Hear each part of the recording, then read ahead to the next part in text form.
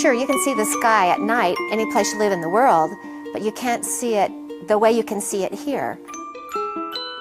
80% of the people that are alive today live in a place where they can't even see the Milky Way. And all you have to do here is look up, and there it is. It looks like a big white cloud.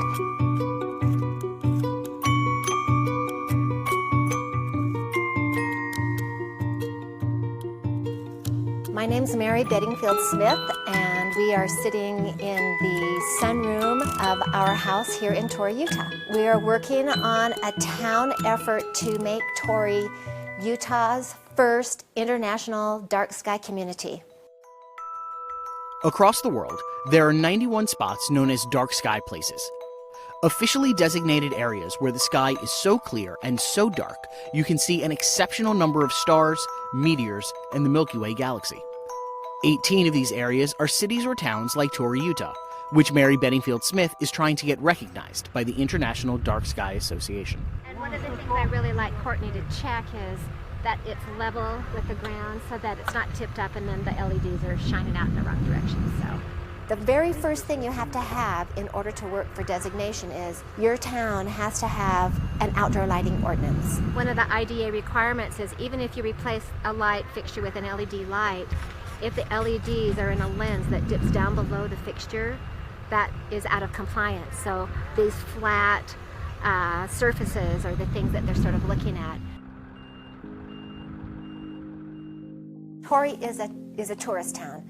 Essentially, that's the way Torrey is going to be able to make money. Tourists who are interested in the night sky don't have lots of places where they can go. Those places just don't exist anymore because there's so many lights.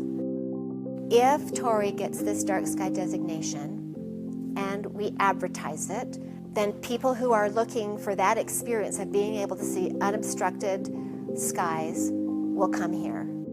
We're trying to talk about the economic benefits to Wayne County, not just Torrey, but the whole of Wayne County, about this magnificent night sky that we've got. And it's not that we're going to save the night sky from anything. We already have this night sky that the rest of the world is looking for all over the place. Oh, there's Saturn still. Okay, still there. So that's the center of the Milky Way galaxy right there. We have hotels, RV parks, and restaurants, and a little store that caters to tourists and art galleries. Tourists come to places like that, and if they stay multiple days, they're going to spend more money here. And that's going to be good for the businesses and the people that run businesses.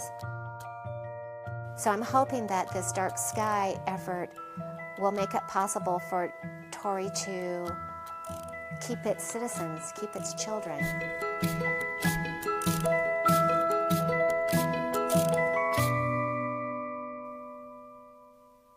One of the things that you have to do to get your town designated as a dark sky community is you have to have education opportunities. And because the farmers market is every Saturday, I asked a friend if she would put up an information table that would have materials that talked about dark sky. But the thing that was so funny is I did not want to sell at the farmers market. It's like, oh, please, I don't want to do that. I want to talk to all those people because, believe it or not, in some ways, I'm kind of shy around strangers. I'm kind of pretending right now that I like to do all of this. Turned out that I really liked it. I ended up really liking to talk to all the tourists that come and learning the names of the locals and where they live and what they do. So it's a great way to meet people.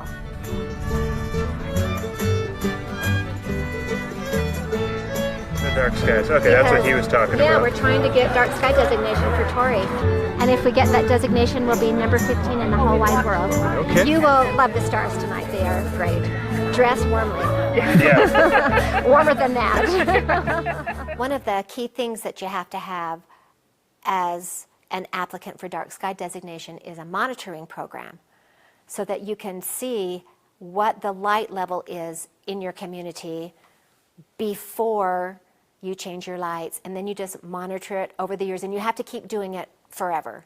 Hello, how are you? I'm good. Thank you for hosting again. Each group is going to get a clipboard.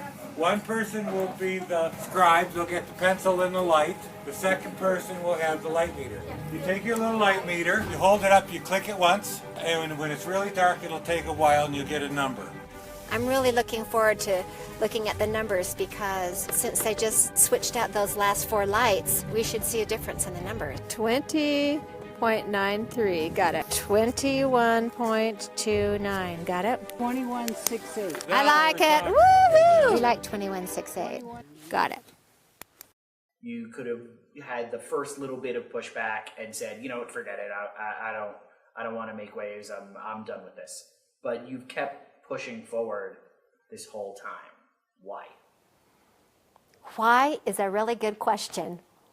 And nobody's ever asked me that question before. And it would be really easy for me to say that I'm stubborn, but I don't know if I'm all that stubborn. I don't know if I'm any more stubborn than anybody else.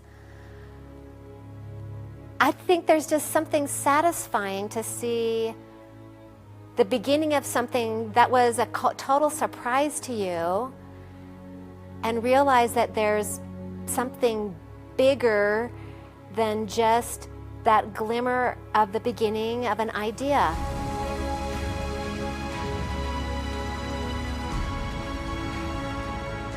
Kind of helps you know where you are in the universe because you recognize the place, just like you recognize the place in the daylight.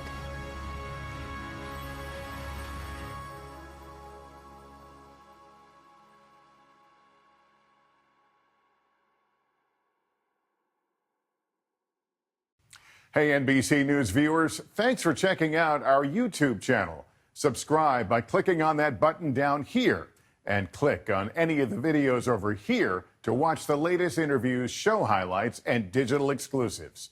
Thanks for watching.